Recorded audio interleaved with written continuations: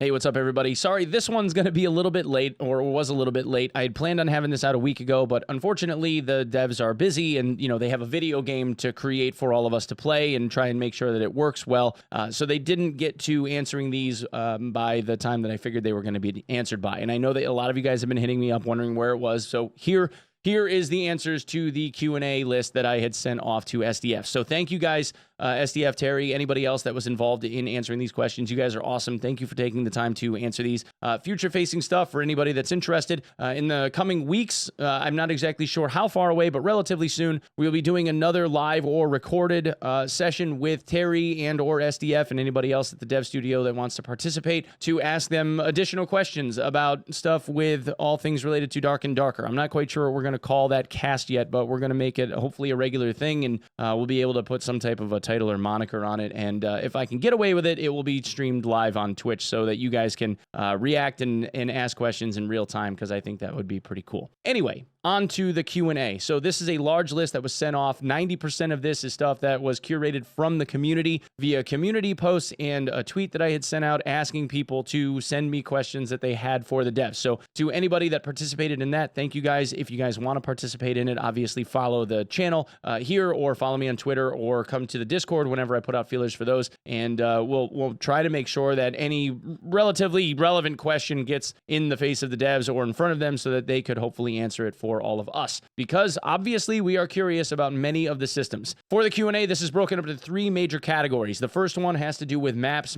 progression, map generation. The second category is forward-facing stuff for the game. What challenges are they seeing? What are they looking at trying to implement? What are the most important things that they're working on right now? And the third is classes, class balance, class mechanics, what's going to be coming up for class changes, if any. And there are some major ones in this Q&A. Some tidbits of information that they gave me that, wow, very, very interesting. So without further ado, I will get to the questions, and hopefully this will answer a lot of what you guys have on your minds. Okay, so the first question that I had to ask them was about their priority items right now. Obviously, it's important that we know what it is that they are, or it's not important, but, we want to know what it is that they are working on at the moment and the hot button items that we could see potentially in a next patch. They said that their current priority items right now are stabilizing the service, game balance, and releasing some of the big item systems to players. So there are additional item systems that are going to be coming, but stabilizing the service has to do with, obviously, relentless battle against cheating and hacking to ensure a fair and enjoyable experience for their player base. As you know, or as we, I think, know at this point, they've been incessantly, persistently attacked by DDoS attacks that have had the side effect of making it difficult for players to play the game lag-free and, honestly, from even being able to access the game in the first place. They had to dedicate a lot of their limited resources to reaching out to ISPs to get their site accessible again because of those attacks. ISPs will turn off certain places that they believe are getting attacked a lot because it causes stress on ISPs. However, they do feel they're making good progress on that front, and they've been able to adapt and respond to those threats. He says they also need to start working on game balance. As you may recall, in previous playtests, we fully admitted that the game was not balanced and that we did not intend to start balancing the game in earnest until much later. However, we may have been a bit too naive in leaving game balance as a low priority up until this point. The biggest difference between the playtest and early access is that the player base was much more willing to overlook glaring imbalances when the tests were a limited time event. Now that time has been available continually for more than a month, all of the balance issues can't be ignored. This is a good wake-up call for us, and we're using the data and feedback to help us solidify our vision and where we want to go. Please note that we do have some more extreme premises we are curious about, and we'll start to tease them during early access. Now, there was no elaboration on this, which I find interesting, but I'm very, very curious. Finally, we want to start building up our internal development processes so we can continually create new content while simultaneously supporting live operations. One of the first big item systems they plan to introduce using this process is the upcoming quest system. Since this is the first time we're building content while operating the game, it might take a little longer than expected, but this will be a great learning experience for us. Finally, the other big ticket item we're focusing on right now is the class training system, which is talent trees. So we knew this already. This is something that they've been teasing before. We knew that they were focusing on talent trees systems, getting that implemented into the game, and questing. For other forward-facing stuff, could you give us an idea of what enchantment systems would look like? And he says it's hard to say because we have several systems that have to do with enchantment. One of the enchantment systems we're considering is inspired by the socket system from Diablo 2. So they're looking into potentially having gem sockets of some kind for weapons and armor, maybe? That would be very, very interesting, and a lot more tailoring for customizability of armor and weapons is always a good thing. For more future-facing stuff, are there any races that you're looking at adding? Which one could we look forward to next? SDF says, if there are any high-quality assets for a fantasy race you think made a good fit with our setting in the Unreal Marketplace, let us know. We have extremely limited in-house 3D modeling resources, so we basically scour the marketplace periodically looking for assets that we think would be cool with our game. Are there plans for more armor types that focus on magic resist instead of armor rating? Yes, we plan to add more armor options, including ways to better build against magic damage instead of pure armor rating. Are you planning on adding a team finder or automatic matchmaking for people looking for a random team? No, as long as we have friendly fire, we will not rely on an automatic matchmaking system for random teammates. So it looks as though the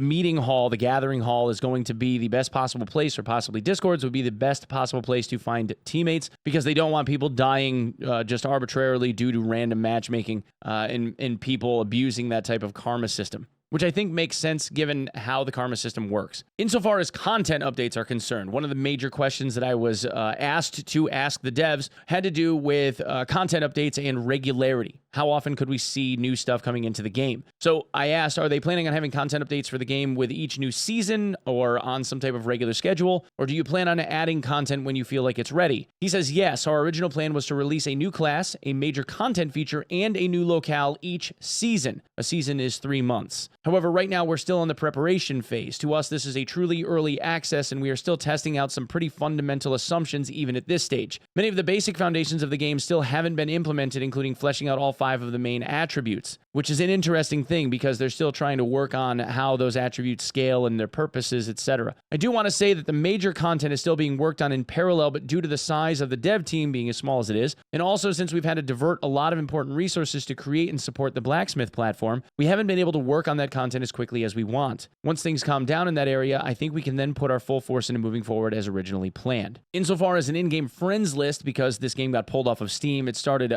putting a lot of pressure on the whole friends list system that obviously isn't implemented through Blacksmith. So my question for them is, will we get a friends list, like a hardwired one in the game? And he said, we haven't dedicated resources to building an in-game friends list because we're still hopeful on getting back into Steam eventually. And also because we really have very limited development resources, we've been focusing on previously scheduled in-game content. However, due to the larger than expected turnout for early access, we might need to give a higher priority to the internal friends list. So it looks like they oversold what they figured that they would sell when they went into early access. Speaks to the popularity of the game, and in my opinion, it speaks to the quality of the offering that the devs are trying to give us. From here, the Q&A shifted to a question about maps and map progression. So this started off with a question about High Roller, because the High Roller dungeons right now aren't very populated compared to that of normals, and how the flow of battle has been going for people that are willing to risk more versus the general public, which doesn't have as much or nearly as much experience. This means that the population of High Roller is incredibly low comparatively, unless, of course, High Roller is made free, which they tested for a little while, and while High Roller was populated, it did have its issues. They said, we think the core issue has to do with risk versus reward balance of those dungeons. In the beginning, we tried to continually increase those rewards.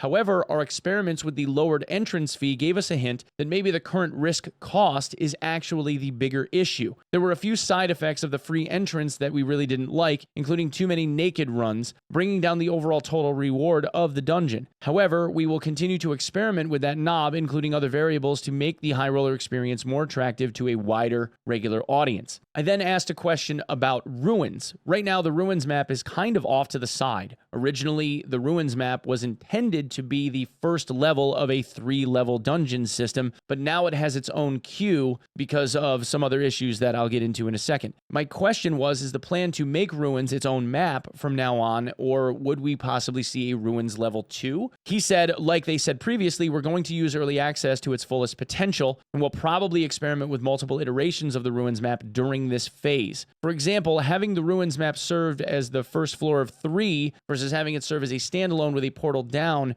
have both been discussed internally within the last week. So depending on which direction they go in, we could potentially see a harder or like an Inferno-ish Ruins level, as opposed to it being the first level of multiple. But there is something else here that was important to note, because when I had my original discussion with Terry in my last live chat, we talked about having servers grouping people between levels 1, 2, and 3. Right now, or when Ruins was originally introduced, the idea was you would have 18 people that would show up on Ruins in groups of 3, and then when you got to the Crypt level map, because that was supposed to be level 2, there was only 1 or maybe 2 teams available that took red portals to go down into the Crypt. The question that I had for them was, how are they going to remedy that? Because they had an idea where they could take the servers, each game instance, and then consolidate the survivors into a Crypt map, and then consolidate the survivors of those Crypt maps into an Inferno map, so that way every level had competition. I asked them if that's still something that they're trying to do, or if they thought that it would take a long time if they were trying to do it. We're still working on this feature, and I hope to get it in testing within the month. If we can get this to work, this is another tool in our toolbox we can use to make maps and interactions more interesting, like having the Ruins return as the first floor, and also to help them with balancing. Regarding Goblin Caves, I requested, is there any chance of a Goblin Inferno level? There's always a chance for adding content like this, however, we haven't specifically focused on a Goblin Cave Inferno yet. Although we removed the experimental tag from Goblin Caves, it's still something we haven't analyzed seriously enough to provide a good answer on how to progress it. The team just doesn't have enough hours playing Goblin compared to the Crypts and Inferno, where we could confidently say this is our vision for what it should be. So there's the possibility, but it's not something that they're creating as a priority right now. Now, these next 2 questions I figured I would tuck into the map category, even though they're loosely related to maps. It still talks more about mechanics, but I figure it would be a good segue into the next and last category. So in regard to maps and finishing them, there is the idea of a replay system and then possibly like an end of match screen. So I asked, is there a plan for a replay system or some form of map overview that showed where everyone traveled during a match? Like the idea of a progressive heat map to be able to track how the map flowed, almost like a spectator mode, or a replay file, a demo file. They said yes, this is also something being worked on. However, it might get pushed back a little so that they can get some in-game content out a little quicker. Then the second question was,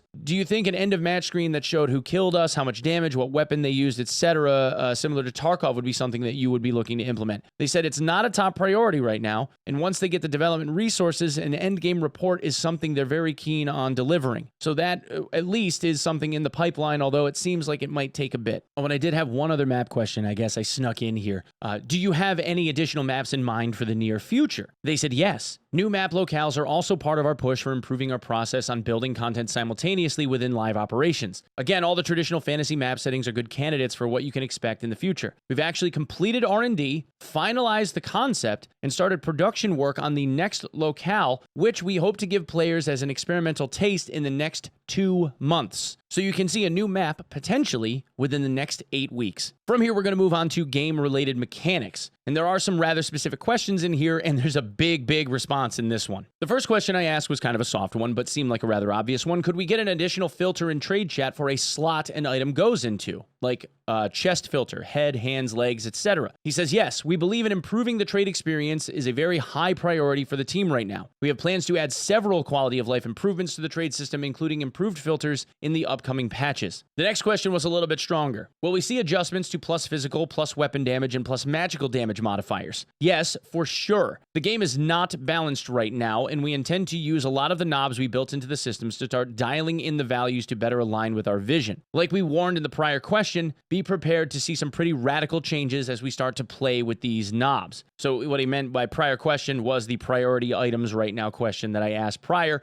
where they said that they were going to be shaking up a lot of this meta. So a radical change with these plus damage modifiers is something that I believe the game needs, and is something that I think is a very healthy change for the game to bring the speed of the game back down. Which then I asked in a follow-up question, right now there's a lot of movement speed compared to earlier playtests. How do you feel about run speed being a priority for most player builds right now? He says the game is a little faster than we'd like. We recently implemented the move speed hard cap as one of the ways of slowing the game down, and will continue to look into better ways of doing so without being as heavy-handed. Now this next question is a major one because it has to do with the player base as a whole. The idea of a matchmaking system that does something with gear restriction or gear-related matchmaking or skill-based matchmaking has been something that's getting floated by a lot of people. Now, personally, and this wasn't part of my question, but personally, I feel as though SBMM or gear-related matchmaking is a bad idea.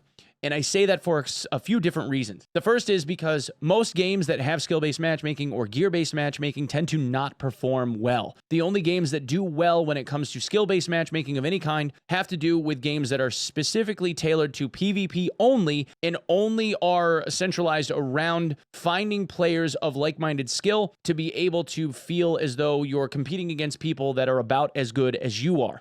But they only tend to work well when you have very, very large player bases, like Apex Legends or your Dotas, League of Legends, games that are notorious for having very, very large player bases and millions of people with differing levels of skill. Smaller niche games like Dark and Darker don't have that size of an audience, and it starts segregating that audience out, which means the lobbies feel less full. And when you are a more skilled player, you're only ever fighting against sweats. And that is not fun.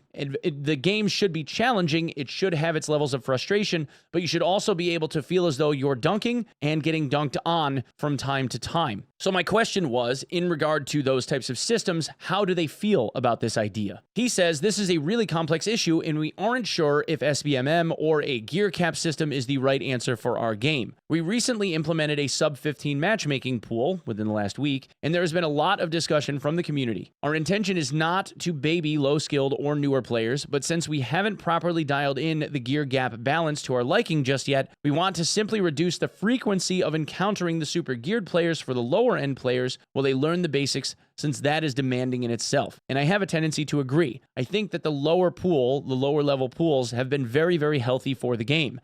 There's one suggestion that I think I would make here if the devs are still watching or listening. Perhaps consider the idea of having people, and this is something that was floated from Nizori, perhaps consider the idea that people have an option to opt into the market or not. You could potentially, if the player base is large enough, have a subsection of the player base that only works on found gear only, and a section of the player base that works with traders enabled, like the trade chat, so that they could buy gear, have that as a separate section of the lobby system. So while they could buy in and become a trader, they then end up in trader lobbies or no trader lobbies. That way, people that want to only fight with things that they find can have that, versus people that are, I guess, more market oriented and want to really play with the best itemized gear that they can possibly get their hands on. Just an idea. Future facing plans for the Warlock. What other spells are you considering for the Warlock class? Here we go. This is a big one. We have plans to add our first summoning spells. Dude.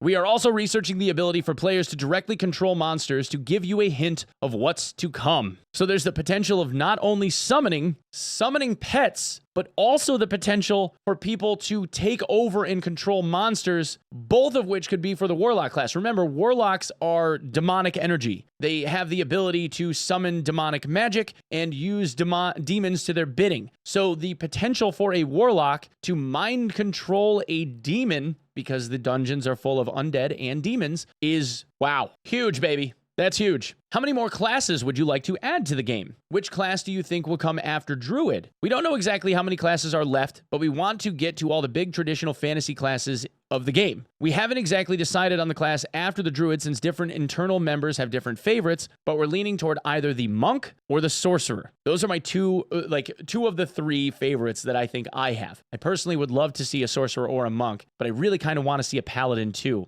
because then you have the idea of Paladin auras, and I think that that would be a game changer in the eyes of the meta. I think if I had to choose between those two, I'd probably go with Monk, but the idea of a Sorcerer, so the difference between a Wizard and a Sorcerer, Wizard is really well learned, is like a jack of all trades with a lot of different spells. Sorcerers are naturally gifted and extremely powerful spell casters. So while they won't have a lot of spells memorized because they don't have a lot of knowledge, they would have very high will, which makes them nuke machines, but they're specialists. So they would only be able to memorize like 2 or 3 spells, as opposed to a wizard, which has the potential to memorize 10 with just a couple of pieces of knowledge gear. So something like a sorcerer, I think, would be absolutely wild to see. Okay, insofar as game mechanics for loot mechanics, I asked, how do you feel about loot and making money in the game right now? Is it too fast? Is it too slow? Again, this is another really complex issue, and we'll need to study the data more closely. It really depends on who you look at, since some players are making money extremely quickly, while others are really struggling. The more important question is, what is the role of that money in the game, and how can we control that to create a fun and healthy environment? That was a smarter response to this question than what I had originally asked. And I think that they're absolutely right. It's the role of money and what it does for people in the game. So something like a barter system, for instance, could end up changing the entire way that the game is played. And I know that that's something that they're working on. So barter system, crafting system, more trades, that kind of stuff. For the traders, I think would be a huge addition. And I can't wait to see what they have in mind when it comes to barters. Now, the last few questions I had to do more on like the caster side, because there were like some wizard specific questions or like caster specific questions.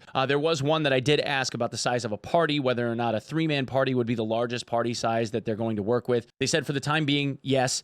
They don't really have the capacity to work on a larger party size or tailoring a map to a larger party size. 3s are kind of it at the moment. Perhaps later they'd be able to flesh out like larger parties. I think it would be cool if you could get like a full 5-man party together, like traditional D&D, or a 6-man party together, depending on your table. But, you know, maybe in the future, if they have something more on a grand scale where you could get something like that, where you could have, say, 30 players on a map and have teams of 4s or 5s, that would be pretty interesting. On the caster side of things, I did have a more specific couple of questions. Both of these came from Ken Kenobi, actually. The first one was in regarding wands. Are they planning on adding something like a wand to the game for wizards, or maybe a warlock to use, something that where you could do like a little bit of like wand cast damage at range, akin to a ranger, without having to get up in somebody's face for melee damage, or be able to do some type of range damage that didn't include like a crossbow. He said that there's a lot of ideas out there like staves and wands, but they're still a low priority. And then second, I asked about if they were planning on making, then this is a large question that was asked by a lot of people. Okay, this is something that's been floated on Reddit forever, and I know Ken Kenobi is a big believer in this idea. Some people want invisibility to be self-cast only for wizards. What do you think about that being self-cast only? He said, SDF said in a response on Discord, he thought about ideas such as making it a self-only spell, or having a different application time when casting a spell on someone else, meaning that it wouldn't turn them invisible right away. It would be kind of like a ramp up to invisibility, like a gradual degradation, but he doesn't prefer either one of those directions. He says right now he prefers the way that it is, so I believe that the intention is to work through the current meta with this invisibility spell and try to tune it in a way where it seems as though it is balanced for all parties involved, whether you're casting it, receiving it, or somebody fighting against it. Anyway, guys, that's what I have for this. I know that we didn't get to every question. I did have specific questions about the druid that I tried to ask, but I asked them before, and they aren't ready to divulge that. My hope is that by the time we get to the live Q&A, they'll be ready to talk more about the druid so that we could get an idea of what to expect. These major changes for summoning and everything for the warlock, just so that we're all on the same page, looks like it's going to be a major patch very soon. So we should see something update-wise, maybe even this week. I wouldn't hold your breath, but there is a major patch coming this week, so we shall see. Thank you guys again for coming and checking out this video. If it wouldn't be too much trouble, please consider subbing the channel here. It really, really does matter. Thank you to everybody that has been coming by the live streams. I mean this when I say it. Y'all are changing my life. You really are. I love the Dark and Darker community. You guys have been amazing to me. Thank you so much for being here. You guys are awesome. I love you. Thank you for lending me your eyeballs. Join the Discord if you want to come and have some chats. We're really trying to build that up. Thank you for being here. We'll see you soon. Okay? Thanks, everybody. Peace.